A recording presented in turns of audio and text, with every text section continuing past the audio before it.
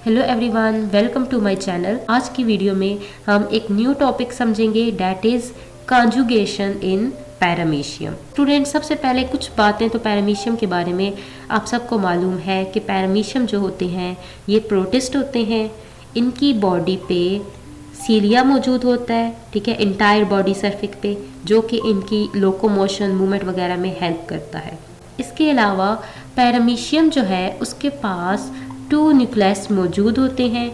एक बड़े साइज़ का न्यूक्लियस होता है जिसको हम मैक्रो न्यूक्लियस कहते हैं, और एक छोटे साइज़ का न्यूक्लियस होता है जिसको हम माइक्रो न्यूक्लियाई कहते हैं या माइक्रो न्यूक्लियस कहते हैं। Student, paramecium mostly asexual reproduction का मेथड अडॉप्ट करते हैं फॉर इंक्रीजिंग देयर नंबर, लेकिन some time paramecium asexual reproduction के बजाय सेक्सुअल रिप्रोडक्शन का मेथड भी करते हैं। Sexual reproduction mostly paramecium unfavourable condition में करते हैं, जब कंडीशंस फेवरेबल नहीं होती। तो सेक्सुअल रिप्रोडक्शन का जो मेथड पैरामीशियम अडॉप्ट किए हुए हैं उस मेथड को हम कहते हैं कॉन्जुगेशन, और आज का टॉपिक भी हमारा यही है, conjugation in paramecium. First of all, what is conjugation? Conjugation आखिर प्रोसेस है क्या? स्टूडेंट, जब दो पैरामीशियम, ठीक है, वर्टिकली या ट्रांसवर्सली कह लें आप, आपस में उनकी जो बॉडी सरफेस होती है वो कांटेक्ट करती है, ठीक है, और जिस साइड पे बक्कल ग्रूव या फिर ऑरल ग्रूव मौजूद होती है वो बक्कल ग्रूव दूसरे पैरामीशियम के साथ कांटेक्ट में हो जाती है, जस्ट लाइक दैट। तो इस प्रोसेस में दोनों जो पैरामीशियम है उन्हें हम कहते हैं कॉन्जुगेंट्स। कॉन्जुगेंट्स वो पैरामीशियम होते हैं जो कि कॉन्जुगेशन करते हैं या फिर आप कह लें सेक्सुअल रिप्रोडक्शन का प्रोसेस करते हैं। स्टूडेंट, यहाँ पे अब ये दोनों पैरामीशियम की जो बॉडी सरफेस है वो आपस में कांटेक्ट में है, ठीक है। अब क्या होगा, ये फर्स्ट स्टेप होता है कॉन्जुगेशन में। Second step is macronuclei degenerate. Clear? अब माइक्रोन्यूक्लियस में क्या होगी, मियोसिस होगी। तो फर्स्ट स्टेप क्या है कि फर्स्ट स्टेप में ये दोनों की जो बॉडी होती है पैरामीशियम की, आपस में इनकी बॉडी सरफेस कांटेक्ट कर लेती है। सेकंड स्टेप में इन दोनों पैरामीशियम में जो मैक्रोन्यूक्लियस होता है दैट डीजनरेट। थर्ड स्टेप में ये जो माइक्रोन्यूक्लियाई होता है इसमें मियोसिस होती है। यहाँ से स्टार्ट होता है थर्ड स्टेप। थर्ड स्टेप में मैक्रोन्यूक्लियाई जो है that start to undergo meiosis process. Student, आप सबको पता है मियोसिस का जो प्रोसेस होता है उसमें 4 डॉटर सेल्स बनते हैं फ्रॉम 1 पेरेंट सेल। इसी तरह यहाँ पे दोनों पैरामीशियम में मियोसिस होगी और 4 न्यू डॉटर माइक्रोन्यूक्लियाई बनेंगे। तो अब दोनों पैरामीशियम में कितने माइक्रोन्यूक्लियाई हैं? 4, ठीक है। अच्छा, अब ये जो 4 माइक्रोन्यूक्लियाई होते हैं इनमें से एक माइक्रोन्यूक्लियाई का थोड़ा साइज बड़ा होता है कंपैरेटिवली दूसरों की निस्बत, और बाकी ये जो रिमेनिंग 3 होते हैं इनके साइज थोड़े से स्मॉलर साइज के होते हैं। तो अब यहाँ पे क्या होता है, ठीक है, यहाँ पे इन चारों में कंपटीशन होता है, जिसको प्रॉपर न्यूट्रिएंट मिलती हैं, सब कुछ वो सरवाइव करता है। बाकी तीनों जो होते हैं डेट आल्सो डिसअपीयर या डीजनरेट। अगले स्टेप में क्या होता है, माइक्रोन्यूक्लियाई 3 डीजनरेट हो जाते हैं, सिर्फ एक माइक्रोन्यूक्लियाई बचता है। स्टूडेंट, यहाँ पे जब मियोसिस नहीं हुई थी तो माइक्रोन्यूक्लियाई जो था वो डिप्लॉइड था, लेकिन जब इसके अंदर मियोसिस हो जाती है तो माइक्रोन्यूक्लियाई इज हैप्लॉइड। तो अब इसके अंदर हैप्लॉइड माइक्रोन्यूक्लियाई मौजूद है। अब ये जो हैप्लॉइड माइक्रोन्यूक्लियाई है, ठीक है, ये मियोसिस का प्रोसेस नहीं अब कर सकता क्योंकि ये पहले से ही इसमें नंबर ऑफ क्रोमोसोम हाफ है। अब ये करता है माइटोसिस, ठीक है, माइटोसिस। यहाँ पे होता है माइटोसिस का प्रोसेस और उसके रिजल्ट में एक सेल से 2 नए डॉटर सेल बनते हैं, जस्ट लाइक दैट। लेकिन एक फ़र्क है, जो डॉटर सेल बनेंगे, ठीक है, एक माइक्रोन्यूक्लियाई से, उसमें से एक का साइज बड़ा होगा और एक जो डॉटर सेल होगा उसका साइज छोटा होगा। इन द सेम मैनर दूसरा जो है न्यूक्लियाई, उसमें भी यही स्टोरी है, एक बड़ा माइक्रोन्यूक्लियाई बनेगा, एक स्मॉलेस्ट साइज का बनेगा। ये जो बड़े साइज का न्यूक्लियाई होता है ये भी हैप्लॉइड होता है, छोटे साइज का भी हैप्लॉइड होता है। अब ये जो बड़े साइज का न्यूक्लियाई होता है इसको हम कहते हैं स्टेशनरी न्यूक्लियाई, क्योंकि ये मूव नहीं कर सकता। लेकिन ये जो छोटे साइज का होता है, due to its small size, ये मूवमेंट कर सकता है, एक जगह से दूसरी जगह जा सकता है, तो इसको हम कहते हैं माइग्रेटरी न्यूक्लियाई। अब यहाँ पे सेक्सुअल रिप्रोडक्शन होगी, जेनेटिक मटेरियल एक्सचेंज होगा। कैसे?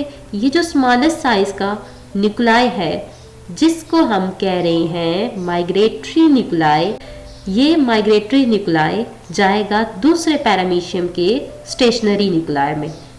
इसी तरह ये जो दूसरे पैरामीशियम में माइग्रेटरी न्यूक्लियाई है ये जाएगा, ठीक है, दूसरे पैरामीशियम के स्टेशनरी न्यूक्लियाई में। तो जो माइग्रेटरी न्यूक्लियाई है वो दूसरे पैरामीशियम में चले जाएंगे।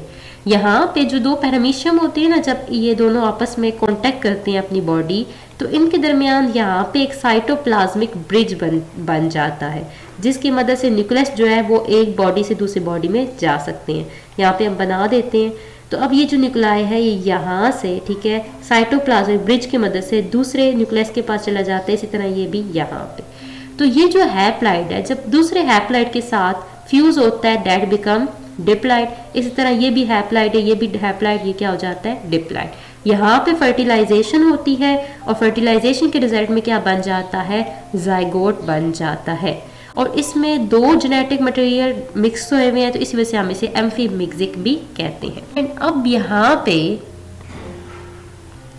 जाइगोट बनने के बाद जेनेटिक मटेरियल एक्सचेंज हो गया, प्रोसेस कंप्लीट हो गया। अब ये जो दोनों पैरामीशियम है ये एक दूसरे से कांटेक्ट खत्म कर देते हैं, ठीक है, बिकम सेपरेट। और जब दोनों पैरामीशियम सेपरेट हो जाते हैं, now these conjugants are known as exconjugants. ये जो जाइगोट होता है इसमें 3 बार लगातार माइटोसिस होती है, और जब 3 टाइम्स इसमें लगातार माइटोसिस होती है तो ये जो डिप्लाइड जाइगोट होता है ये 8 डॉटर न्यूक्लियाई बना देता है। स्टूडेंट, ये जो 8 डॉटर न्यूक्लियाई बनते हैं इनमें से 3 डॉटर न्यूक्लियाई जो होते हैं दैट विल डिजेनरेट, रिमेनिंग रह गए 5। अब हमें 5 नहीं चाहिए होते, हमें 6 चाहिए होते हैं। तो इनमें से कोई भी एक जो न्यूक्लियाई होता है वो क्या करता है? वो खुद को डिवाइड करता है by a process called mitosis. जब वो डिवीजन करता है तो वो 2 नए डॉटर सेल्स बना देता है, ठीक है। इस तरह यहाँ पे टोटल कितने आ जाते हैं? 6 आ जाते हैं। वो सेल ख़त्म हो जाता है, उसकी जगह 2 नए डॉटर सेल्स आते हैं। यहाँ पे कंफ्यूज नहीं होना, ठीक है। इस सेल ने डिवाइड करके खुद को 2 डॉटर सेल्स में कन्वर्ट कर दिए। स्टूडेंट, इस प्रोसेस को माइटोसिस कहते हैं। अब यहाँ पे 6 टोटल हो गए। अब यहाँ पे 6 क्यों चाहिए थे? 5 जब बने, हमने 6 में क्यों कन्वर्ट किया? तो इसका जवाब आपको यहाँ पे मिलता है। स्टूडेंट, ये जो 3 है ये, ठीक है, और ये जो 3 है, अब ये 3 बन जाएंगे तो यहाँ पे एक प्रोसेस होगा जिसको कहेंगे हम बाइनरी फिशन। ये मटेरियल उधर चला जाएगा, ये इधर। As a result binary fission की वजह से ये पैरामीशियम जो है ये 2 अलग नए पैरामीशियम बन जाते हैं, और उसमें ये जो 3 हमने बनाए थे ये न्यूक्लियाई मौजूद होते हैं। यहाँ पे भी न्यूक्लियाई मौजूद है, यहाँ पे भी न्यूक्लियाई मौजूद है। स्टूडेंट, अभी ये न्यूक्लियाई दोबारा से, जैसे ये रेड है, इसी तरह क्या करेंगे? दोबारा से, ठीक है, माइटोसिस करके ऐसे ही बनाएंगे। इसी तरह जो माइक्रो न्यूक्लियाई है वो भी दोबारा से माइटोसिस करके बिल्कुल वैसा ही सेल बनाएगा। इसी तरह यहाँ पे भी ये इसी तरह करेंगे, ठीक है। तो जब इनमें दोबारा से ये न्यूक्लियाई डिवाइड होके माइटोसिस से बनेंगे तो फिर क्या होगा? दोबारा से पैरामीशियम डिवाइड होगा, और दोबारा से कौन सा प्रोसेस होगा? बाइनरी फिशन का। बाइनरी फिशन के प्रोसेस से ये वाला पैरामीशियम 2 नए पैरामीशियम में कन्वर्ट हो जाएगा। इसी तरह ये पैरामीशियम भी 2 न्यू पैरामीशियम बना देगा। तो एक पैरामीशियम डिवाइड हुआ, उसने 2 पैरामीशियम बनाए, और दोबारा से उनमें आगे से फर्दर डिवीजन हुई तो टोटल कितने पैरामीशियम बन गए? 4 पैरामीशियम बने। तो एक पैरामीशियम जब भी डिवाइड होता है कितने पैरामीशियम बनाता है? 4 डॉटर पैरामीशियम बनाता है। और आपको पता है कि ये जो कॉन्जुगेशन का प्रोसेस होता है 2 पैरामीशियम के बिटवीन होता है, तो इन दोनों पैरामीशियम के बिटवीन ये जो कॉन्जुगेशन का प्रोसेस होता है इसके रिजल्ट में अगर ये भी 4 डॉटर बनाए, ये भी 4 डॉटर पैरामीशियम बनाए, तो टोटल कितनी पैरामीशियम बनते हैं? 8। तो ये भी डिवीजन से 4 डॉटर पैरामीशियम बनेंगे, इसके भी डिवीजन से 4 डॉटर बनेंगे और टोटल 8 पैरामीशियम बन जाएंगे। Hope so you understand this topic very well. So please like my video and comment me must on my video. अल्लाह हाफिज़।